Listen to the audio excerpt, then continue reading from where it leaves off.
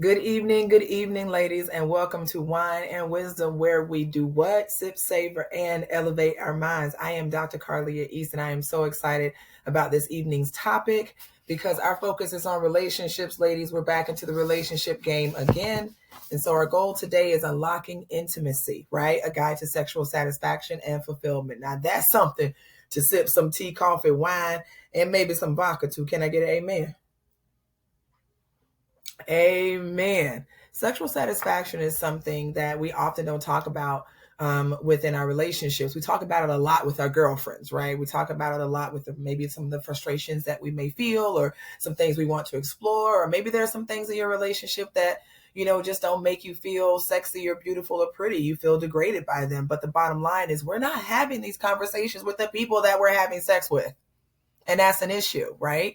And I think we have to get beyond some of these self feelings that we can't explore our sexuality, or that there's a time and a place for, for women to be in a certain way that we're supposed to respond, in a certain way we're supposed to react. Let me tell y'all something.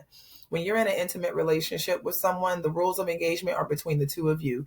It does not matter the outside forces and what they think and what they don't think. This is about you and your mate. And if you are, whether you're married or engaged, those are the rules of engagement and consent, right? And so at the end of the day, we need to be able to ask for what we want and get what we want, no matter what we're going through.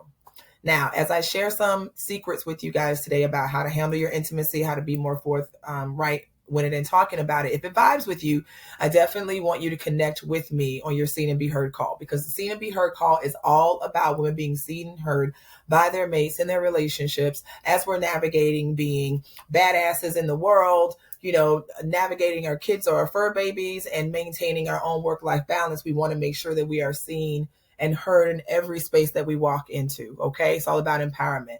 I am Dr. East, as you guys know, been in the game for 20 years, serving women all over the United States, helping them thrive through divorce, helping them navigate relationships and get over the emotional hangovers, and also helping women who are high achieving to thrive and step up and stop imposturing in who they are, and instead redefine resiliency so that it works for you. Right. And that's what my blueprint powerhouse is all about.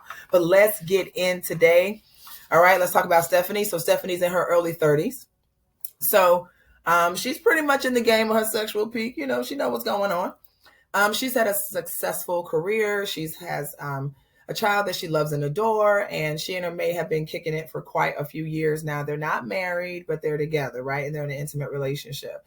Now, despite her seemingly perfect life where she's being successful at home, she has great work-life balance. She really doesn't have anything to complain about as far as her kid is concerned.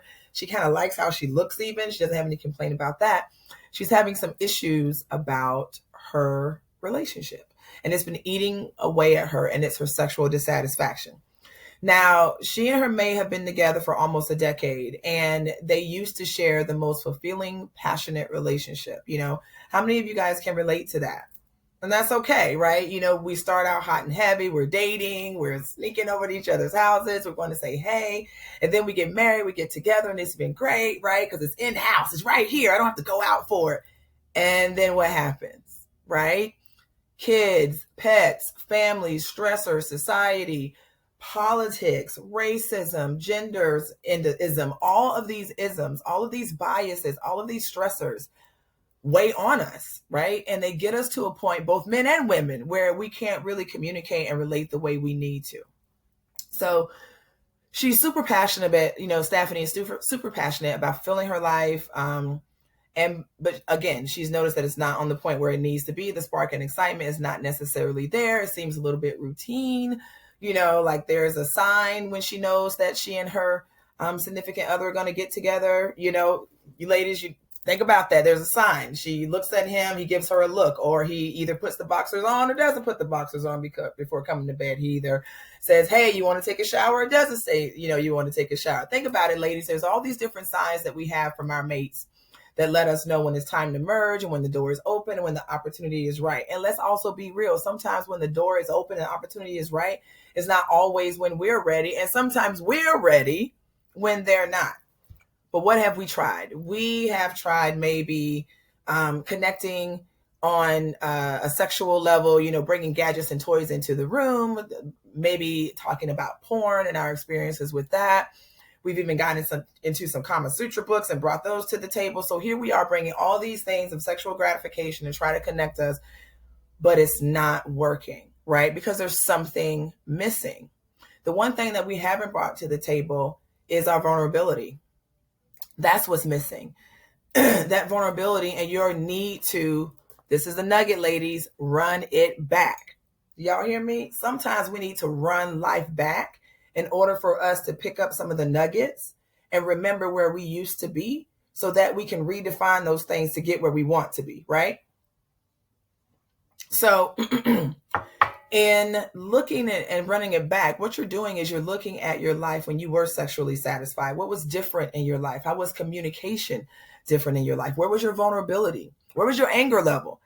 I got one for you. Where was your anxiety level, right? Because I know sometimes my anxiety level is through the roof.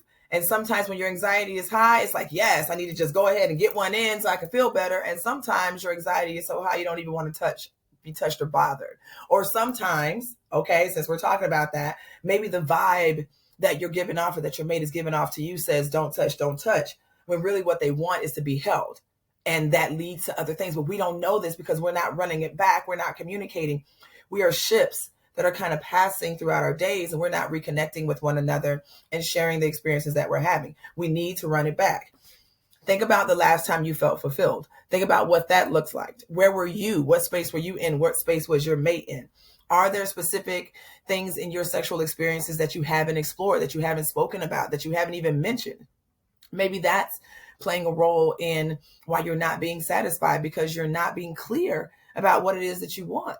You know, oftentimes our mates don't want to just fumble through the process. They want to make sure, especially if they are a giving and loving mate, that they are satisfying you and making you happy and vice versa. But if we're not communicating with him or her, if we're not telling them what we need, where we need it, and how we need it, how are we going to be satisfied? And then we're sitting there upset sexually, blaming them, right? But upset with ourselves because ultimately we're not saying what it is that we need. The question is, why don't we say what we need? Do we feel that it's taboo to talk about it? Well, we're doing it, so we might as well talk about it. Do we feel that we're not going to be heard? Is there something that you want to do that you think your mate would be like, oh, she a freak? Now, wait a minute now. I don't know. Listen, ladies, we are brilliant. We are magnificent. We fill up a room with our presence.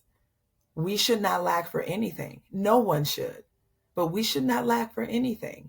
There is nothing wrong with you using your voice to ask for the things you want. Just like you ask for what you need at work, you ask for what you need from your kids or from your friends, you have to ask your mate for those sexual needs. And if it means that you maybe need to get out of your bag a little bit and explore some, why not? That's between the two of you. Y'all can be as nasty as you want to be, as clean as you want to be, but ultimately it's about the two of you. Do not let outside factors come into your relationship and determine what it should be, how it should be, and how it should be explored. Okay? So ladies, we've got to start running it back. You have to start looking at yourself in the mirror, butt naked, and be like, you know what?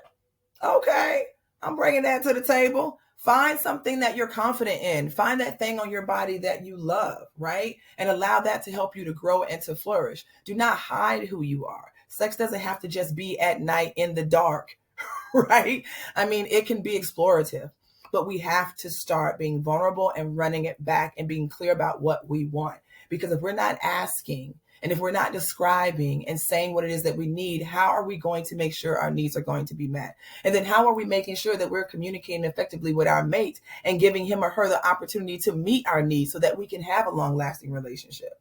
And then again, if there are things going on sexually that you guys just aren't compatible, you need to be having a conversation anyway, because that may be a doorway for both of you to expand out in different directions, i.e. break up and find connections that are soulful and spiritual and sexual in the way that you need them. There is nothing wrong with having all three. It is actually a very good, healthy combination. Okay. Again, I hope you ladies were vibing with me. This was a personal topic, definitely very sensitive one, but it's something that we have to discuss. We cannot be hiding from it or taboo. Again, I want you to jump on your Seen and Be Heard call where we're going to talk about identifying negative thought patterns as it relates to the root causes of why you feel the way you feel in your relationships. Develop healthy coping strategies and boundaries and ways of communicating so that in your language, you're able to say the things that you need and you want and probably get most of them. And then lastly, challenging any limiting beliefs that you have, that you can't, or you're not, or you're incapable, or it's not meant to be. We're not dealing with that. We're going to push through and pull the beauty and the excellence that you have inside of you. Okay, so definitely jump on that call if you want to. Again, guys, I am Dr. E. So excited to be with you. Had a blast sipping, savoring, and elevating our minds. Wine and Wisdom is specifically for that, for us to talk about those topics that no one's talking about so we can get it in and learn how to be better. Please like, share, and comment below. Let everyone know that we can ask for what we want in the courtroom, in the bedroom, and the boardroom. Y'all hear what I'm saying? Again, this is Dr. Reese. Thank you guys so much. Stay unapologetically authentic, and I will be back next week with another episode of Wine and Wisdom. Be safe.